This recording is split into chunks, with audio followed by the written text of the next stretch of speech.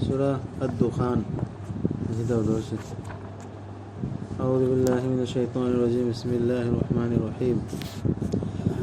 حاميم والكتاب المبين إنا أنزلناه في ليلة مباركة إنا كنا منذرين فيها يفرق كل أمر حكيم أمرا من عندنا إنا كنا مرسلين رحمة من ربك إنه هو السميع العليم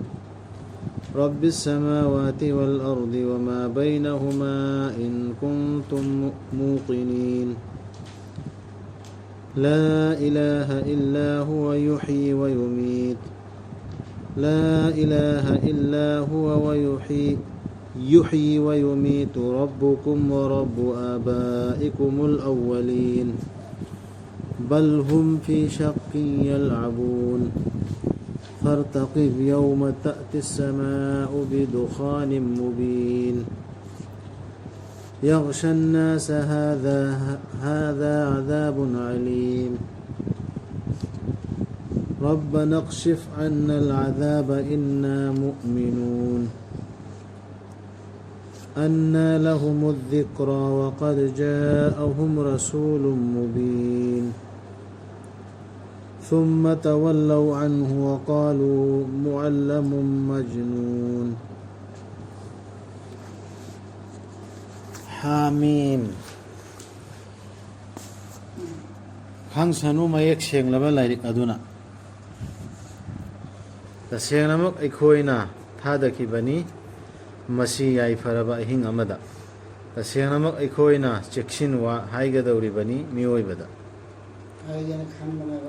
아무래 통화 하이게는 칼라갈라 시 상상이야 무함마드 살랄라후 살람나 라이터나 깨바 시 아이는 타기나지 아르카리노 무함마드나 깨바 시시 이시 아이는 타기네 아이는 녀 무슨 지 계속로 하이게는 칸나 아무리 레이브네바 이나 코나 무제린시 아드나 아두 맞투기 타기나 이사나 이발라네바 아이는 타기네바 일라시 मोहम्मद खान तेरो हाय वसी उगीसी कसम चादन मांग दहाय सिनेबा सेलबा लारी सिदी कसम चादन हाय नि हाय ने सिना खांसन हाय सि सिदा दुम यावर न सिपस सिना साथी ने लारी सिना लारी सिनो द लोने यावर या दुम वाद मदुदा अहिंग दुदा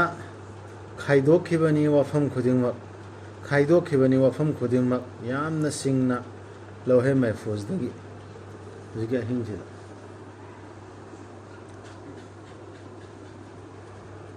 हुकुम ओइना अखोइदगी तसेंगनमक अखोइना थागदौरिबनी रसूल अमा अखोइना थागदौरिबनी रसूल अमा रसूल जो है मुसल जहां खंड ले कोना सी mana ina mate minungsi oina nangi raptagi tasenamak madi atabaduni akhangabaduni minungsi oina ki kanaino minungsi loraki mathai pamba ji kudi makki dawato insanam sungina rahmat oina loino chingila sida ro insaniya aba jati se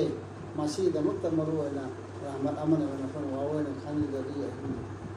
Allah ki taraf te rahmat amna रब ने आसमान सिंह अमसुंग पृथ्वी की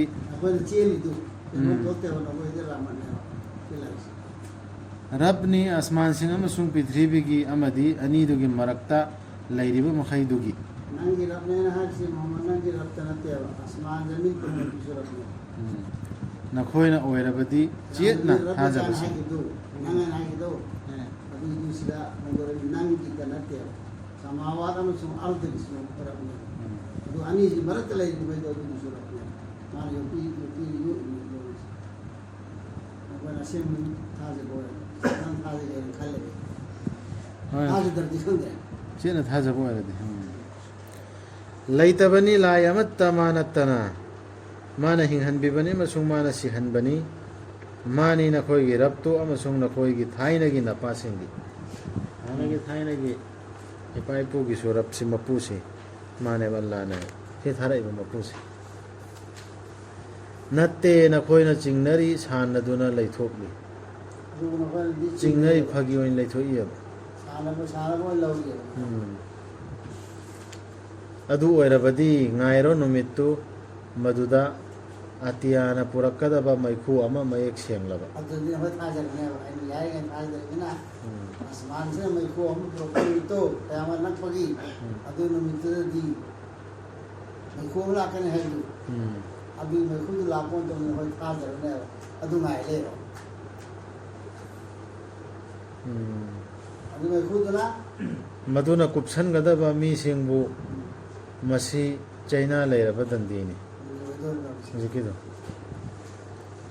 मखोइना हाइगनी अखोइगी रब लौथोकपियु अखोइदगी दंदीसी तसेंगनमक अखोइ हौजिक थाजरबा सिंग उद्रिफा इमामपुर ओइना अखोइ हाइबना उहल्ले हजि इमामपुर ओइना हाइबना तेबा अदु नखोइना नाइबदु लाइबसिदि अजाब होइदो मतमदु मखोइना हाइरकने करे हाइकनी ay हमारे रब वे थाजरे वो थाजरे इमामपुर आया लौथोकपियु ना हाइरकन उरकन दरे यारो करमना पाउजेलदो मखोइदा कानबो ओइगदौरिबा मखोइदा हानना लाखरबदा मयक सेंगलबा रसुलमा अदु मतमदि इमामपुर काय कान दरबा दुनियादा रिंगे मतमदा ayna matam pinga matam rasulullah kan hay matam ni rasulun habiga ayna hayri wan khaj daga matam ni karam hi ade anna lahum zikra tambani isme ayga maset asin to wo ta la udika mai ade ure di par khalo ere adugi tungda makhoina leithokhi mangondagi aduga haikhi tambirakpani lai tonglabani sumai wani sijira rasulda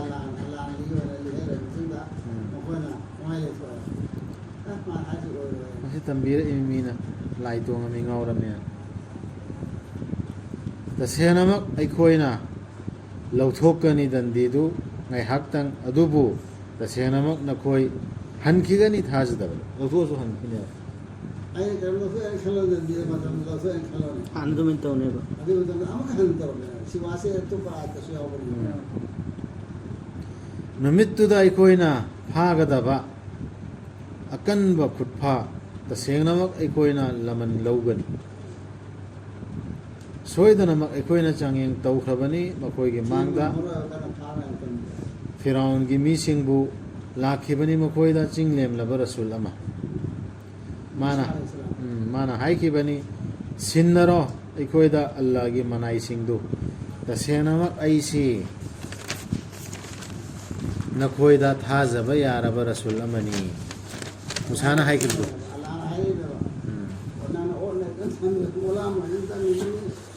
लाज बंदा सिंह को सगै दो fado ये तभी जाओ अदुगा अथोइना पल कागनो अल्लादा तसेनमक आई लाखपनी नखोइदा मयेक सेंगना सिन्नरप शक्ति गलोइनन proof सु याव रे ले कोन मसाना हाइ नाते लाई मी हाइ सी ना दलिल याव लाई तसेनमक आइना चंगजफम निजखरबनी आइगी रब अमसुंग नखोइगी रबता नखोइना आइबु नुंगना थादनबा नमो नमो फांसी तो जे आई नखोर ना फांसी तो हुई रो चली ला रो अल्लाह जमी जरने इदा मुसाना फिरौन के कोमदा है जेंगोंदा दलील यावरी प्रूफ यावरी अब इसे पैगंबर ने हाइबगी अल्लाह की आयत यावरी है खुदम निशान लकनागुमना दिन की इस्लाम की दावत पी रहे खलो ने अचुंब धर्म दुगी मौन प्रूफ हम यावदनी दलील यावदनी इगोय सरदी प्रूफ तुदी इमई ममादी फैने अदुन प्रूफ ओइरिमे मी फबा मी के मसक मतौ मागे फिजोल चक्चेन की दरकार लेते धर्म अचुंब धर्म माना पुरै पोतु अल्लाह की पोतुरा प्रूफ यावरा दलील दु लेब्रा हाइ अदु खबियंग नखोइना आइबु थाजदरबसु अइंगोंदगी लापथोको सिसुमान हायर नोय थाजदरेदना अइंगोंदे लापथोको साज तरह सु करे थाजरनो इमोन ओटन तो ममई थंगदा माना कौजरखि मागे रप्ता मुसाना मखोई सिदी मराल लैरब मीसिंगनी यादरब काम कोन ꯑꯜꯂꯥꯍꯅ ꯍꯥꯏꯕꯤꯈꯤ ꯑꯗꯨ ꯑꯣꯏꯔꯕꯗꯤ ꯊꯣꯛꯈ꯭ꯔꯣ ꯑꯍꯤꯡꯗ ꯑꯩꯒꯤ ꯏꯅꯥꯏꯁꯤꯡꯗꯨ ꯄꯨꯗꯨꯅ ꯑꯇꯣꯞꯄꯗ ꯃꯐꯝꯗ ꯍꯥꯏꯔꯤꯗꯅ ꯑꯗꯨꯅ ꯑꯗꯨ ꯑꯣꯏꯔꯕꯗꯤ ꯊꯣꯛꯈ꯭ꯔꯣ ꯑꯍꯤꯡꯗ ꯑꯩꯒꯤ ꯏꯅꯥꯏꯁꯤꯡꯗꯨ ꯄꯨꯗꯨꯅ ꯇꯁꯦꯡꯅꯃꯛ ꯅꯈꯣꯏꯕꯨ ꯇꯥꯟꯅꯔꯛꯀꯅꯤ ꯐꯤꯔꯥꯎꯅ ꯇꯥꯟꯅꯔꯛꯀꯅꯤ ꯑꯗꯨ ꯑꯜꯂꯥꯍꯅ ꯃꯣꯏꯗ ꯍꯥꯏꯔꯤ ꯊꯅꯝꯃꯨ ꯁꯃꯨꯗ꯭ꯔꯗꯨ ꯂꯦꯡꯍꯟꯗꯅ ꯇꯁꯦꯡꯅꯃꯛ ꯃꯈꯣꯏꯗꯨ ꯇꯦꯡꯒꯣꯜ ꯑꯃꯅꯤ ꯏꯔꯥꯛꯅꯍꯜꯂꯒꯗꯕ ꯁꯤ ꯃꯨꯁꯥꯗ ꯍꯥꯟꯅ ꯋꯥꯔꯤ ꯇꯧꯔꯛꯏ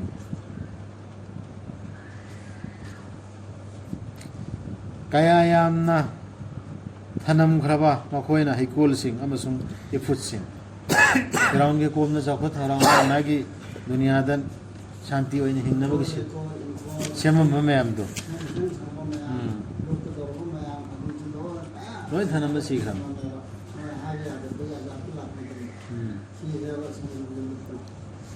ꯑꯗꯨ ꯃꯣꯏꯅ ꯇꯥꯟꯁꯤꯜꯂꯤ ꯃꯌꯥꯝꯗꯣ ꯀꯔꯤꯝ ꯀꯥꯟꯅꯈꯤꯗ꯭ꯔꯦ ꯑꯗꯨꯝ ꯊꯅꯝꯕ ꯆꯠꯈ꯭ꯔꯦꯗꯅ ꯑꯗꯨꯒ ꯄꯨꯟꯁꯤ ꯅꯨꯡꯉꯥꯏ ꯌꯥꯏꯐꯅꯕ ꯑꯃ ꯀꯂꯝꯕꯐꯥꯎ ꯃꯍꯩ ꯃꯔꯣꯡꯁꯤꯡ ꯑꯃꯁꯨꯡ ꯆꯤꯡ ꯂꯦꯝꯂꯕ ꯃꯐꯝꯁꯤꯡ ꯌꯨꯝ ꯀꯩꯁꯤꯡ ꯃꯣꯏ ꯊꯅꯝꯃꯤꯗꯣ ꯑꯗꯨꯒ ꯄꯨꯟꯁꯤ ꯅꯨꯡꯉꯥꯏ ꯌꯥꯏꯐꯅꯕ ꯄꯣꯠ ꯀꯌꯥ ꯃꯈꯣꯏꯅ ꯃꯗꯨꯗ ꯅꯨꯡꯉꯥꯏꯊꯣꯛꯆꯔꯝꯕ ꯄꯣꯠ ꯆꯩꯁꯨ ꯃꯌꯥꯝ ꯄꯨꯟꯁꯤꯒꯤ ꯅꯨꯡꯉꯥꯏꯅ ꯄꯣꯠ ꯆꯩꯁꯨ ꯃꯌꯥꯝ ꯊꯅꯝꯃꯤ ꯑꯗꯨꯝꯅ ꯑꯣꯏꯈ꯭ꯔꯦ ꯃꯈꯣꯏꯒꯤ ꯄꯣꯠꯂꯣꯏ ꯑꯩꯈꯣꯏꯅ ꯁꯣꯇꯣ ꯑꯣꯏꯅ ꯐꯪꯍꯟꯈꯤ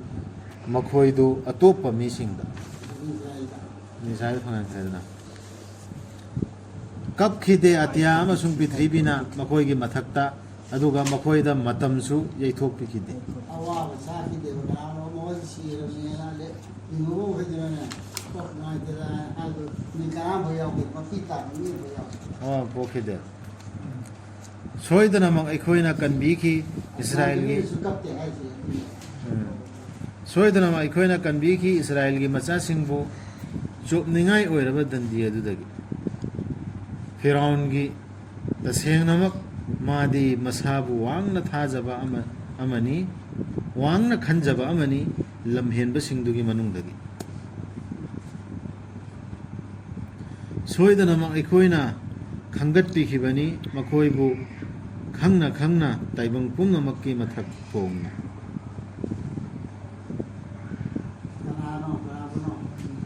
ꯕꯅꯤ ꯏꯁꯔꯥꯏꯜ ꯑꯃꯁꯨꯡ ꯑꯩꯈꯣꯏꯅ ꯄꯤꯈꯤꯕꯅꯤ ꯃꯈꯣꯏꯗ ꯈꯨꯗꯝꯁꯤꯡ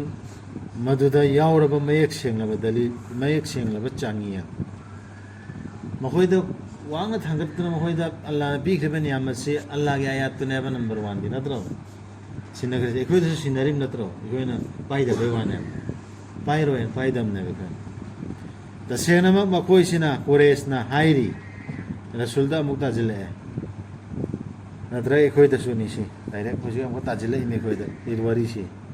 ꯇꯁꯦꯡꯅꯃꯛ ꯃꯈꯣꯏꯁꯤꯅ ꯍꯥꯏꯔꯤ ꯂꯩꯇꯦ ꯑꯩꯈꯣꯏꯒꯤ ꯑꯍꯥꯟꯕꯒꯤ ꯁꯤꯕꯒꯤ ꯅꯠꯇꯅ ꯃꯊꯪ ꯑꯃ ꯁꯤꯕꯁꯤ ꯅꯠꯇꯅ ꯃꯊꯪ ꯑꯃ ꯑꯩꯈꯣꯏꯕꯨ ꯑꯃꯨꯛ ꯍꯤꯡꯒꯠꯍꯜꯂꯔꯣꯏ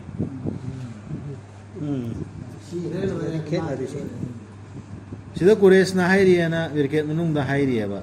ꯁꯤ ꯀꯨꯔꯦꯁ ꯈꯛꯇ ꯄꯥꯟꯕꯗꯨ ꯕꯤꯔꯀꯦꯠ ꯃꯅꯨꯡꯗ ꯁꯤ ꯄꯥꯟꯕꯗꯨ ꯄꯥꯜꯂꯁꯨꯅ ꯀꯨꯔꯦꯁꯀꯤ ꯈꯥꯟꯗꯥꯟꯗꯗꯤ ꯀꯥꯕꯥ ꯁꯦꯟꯅꯔꯝꯃꯤꯃꯤ ꯑꯜꯂꯥ ꯀꯜꯃꯥ ꯁꯣꯜꯂꯝꯃꯤꯃꯤ ꯀꯥꯕꯥꯁꯤ ꯃꯈꯣꯏ ꯁꯦꯟꯅꯔꯤ ꯅꯠꯇ꯭ꯔꯣ ꯍꯥꯟꯅ ꯀꯥꯕꯥ ꯃꯣꯍꯜꯂꯥ ꯃꯈꯣꯏꯒꯤ ꯃꯈꯣꯏ ꯂꯤꯗꯔ ꯑꯣꯏꯔꯤ ꯃꯈꯣꯏ ꯑꯜꯂꯥꯍꯁꯨ ꯂꯥꯠꯂꯤ ꯇꯋꯥꯞꯁꯨ ꯇꯧꯔꯤ ꯅꯃꯥꯖꯁꯨ ꯁꯣꯜꯂꯤ ꯍꯖꯁꯨ ꯆꯠꯂꯤ ꯎꯃꯔꯥꯁꯨ ꯇꯧꯔꯤ ꯂꯣꯏ ꯇꯧꯔꯤ ꯃꯌꯥꯝ ꯑꯃꯁꯨ ꯂꯥꯠꯂꯤ ꯌꯥꯟꯁꯤꯟꯅꯕꯩ ꯋꯥꯅꯤ ꯑꯗꯨ ꯃꯈꯣꯏꯅ ꯃꯆꯤꯟꯅ ꯊꯣꯡꯅ ꯍꯥꯏꯔꯁꯨ ꯃꯈꯣꯏ ꯏꯕꯥꯗꯠꯇꯤ ꯃꯄꯨ ꯑꯃ ꯇꯧꯒꯗꯕꯅꯤ ꯇꯧꯔꯤꯑꯕ ꯃꯇꯝꯗꯨꯗ ꯑꯗꯨꯒ ꯑꯗꯨꯒꯤ ꯃꯤꯁꯤꯡꯗꯨꯅ ꯍꯥꯏꯔꯤꯁꯦ ꯍꯤꯡꯒꯠꯍꯜꯂꯔꯣꯏ ꯊꯥꯖꯗꯦꯕ ꯃꯈꯣꯏ ꯊꯥꯖꯗꯗꯨꯅꯅꯦꯕ ꯔꯁꯨꯜ ꯊꯥꯖꯗ꯭ꯔꯤꯗꯤ ꯔꯁꯨꯜꯅ ꯍꯥꯏꯕꯗ ꯑꯗꯨ ꯑꯣꯏꯔꯕꯗꯤ ꯄꯨꯊꯣꯔꯛꯎ ꯑꯩꯈꯣꯏꯒꯤ ꯏꯄꯥꯁꯤꯡꯗꯨ ꯅꯈꯣꯏꯅ ꯑꯆꯨꯝꯕ ꯉꯥꯡꯕꯁꯤꯡ ꯑꯣꯏꯔꯕꯗꯤ ꯔꯁꯨꯜꯒꯤ ꯒ꯭ꯔꯨꯞꯇꯨꯗ ꯍꯥꯏꯔꯤ ꯃꯈꯣꯏꯅ ꯍꯦꯟꯅ ꯐꯕ꯭ꯔꯥ ꯂꯤꯡꯕ꯭ꯔꯥ ꯅꯠꯇ꯭ꯔꯒ ꯇꯨꯞꯄꯒꯤ ꯃꯤꯁꯤꯡ ꯑꯃꯗꯤ ꯃꯈꯣꯏꯒꯤ ꯃꯥꯡꯗ ꯂꯩꯔꯝꯕꯁꯤꯡ ꯑꯗꯨꯅ ꯍꯦꯟꯅ ꯂꯤꯡꯕ꯭ꯔꯥ ꯑꯩꯈꯣꯏꯅ ꯃꯥꯡꯍꯟꯈ꯭ꯔꯕꯅꯤ ꯃꯈꯣꯏꯗꯨ ꯇꯁꯦꯡꯅꯃꯛ ꯃꯈꯣꯏꯗꯨ ꯃꯔꯥꯜ ꯂꯩꯕꯁꯤꯡ ꯑꯣꯏꯕꯗꯒꯤ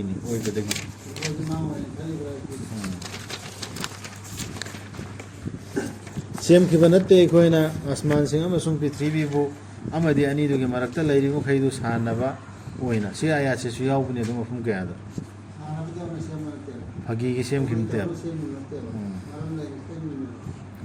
ꯁꯦꯝꯈꯤꯕ ꯅꯠꯇꯦ ꯑꯩꯈꯣꯏꯅ ꯃꯈꯣꯏ ꯑꯅꯤꯗꯨ ꯑꯆꯨꯝꯕ ꯑꯃꯒ ꯂꯣꯏꯅꯅ ꯅꯠꯇꯅ ꯇꯧꯏꯃꯁꯨꯡ ꯃꯈꯣꯏ ꯑꯌꯥꯝꯕꯅ ꯈꯪꯗꯕꯅꯤ तसे आसमान आसमान का जमीन जमीन जमीन आसमान से है ना आसमान से सु पार्टी होरे जमीन से पार्टी होरे अली अली अली ग्रुप अनि तसेनमक खंदोक खंजिन तौगदब नुमित्तु मखोय पुम्नमक्की लेपखिबा मतमदुनी नुमित्तु मदुदा काना हनबा ngamloidaba mari mata amana atopa mari mata amabu gari amata aduga makhoibu mateng su pangbiroidaba sumba ya se dum yaubani toin toina aduga ikona sumda tongresina mateng gini ngaina krisi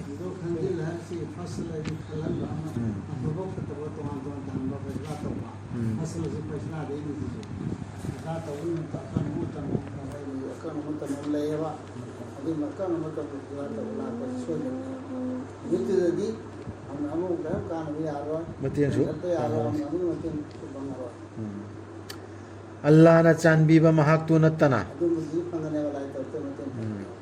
tasenamak madi panggal baduni kanbi hai baduni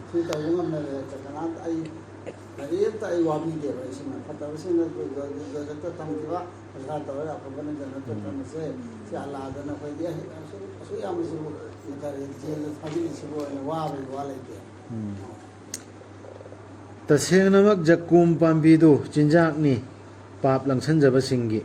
amuba thauthigumba saugani maduna puksingi manungda asauba isingna saubagum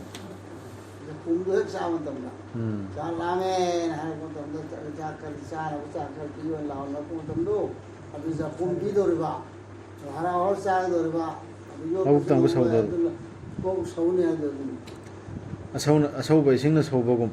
hairakani hau mabu jingsillu mabu maikul dugi mayaida adugi tungda hai thau magi makok mathakta asauba isingi dandidu haigani mangonda mahau tanglo nangi izat leibaduni nangdi izat leibaduni pukchel chawbaduni nang yamna izat lingna chawna pukchel ka chawna lerambadu mayamda aina piri miyana pithok kotok ton lerambadu angam bane lerambadu it matam dakra mayam elambadu thawkra aduidu leiro mahau tangwa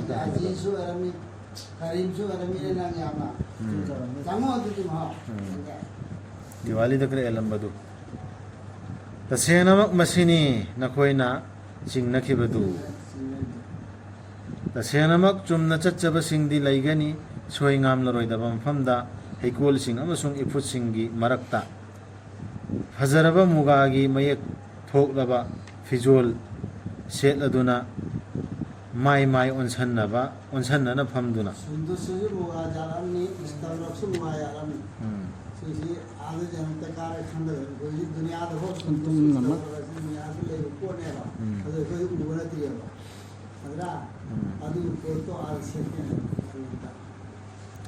adum namak oihanbigani aikhoina luhongbigani makhoibu fajaraba nupi singa mamit tarau taraubi nipasu nupisu loina luhongbidorni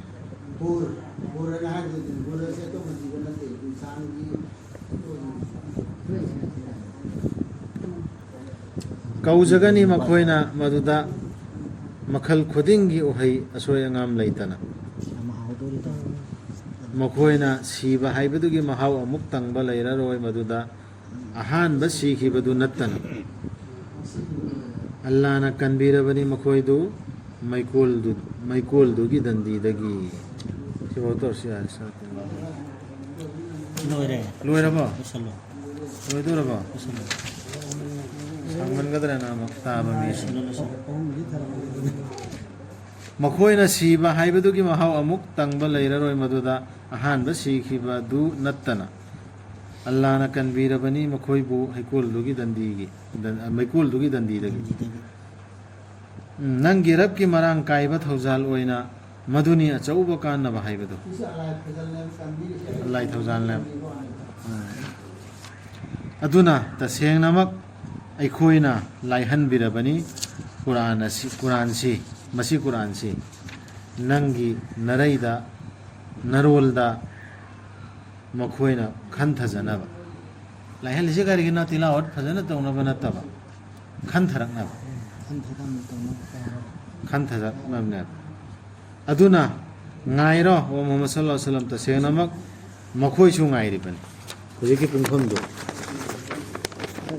ꯁꯗꯀꯜꯂꯥꯍꯨꯜ Azim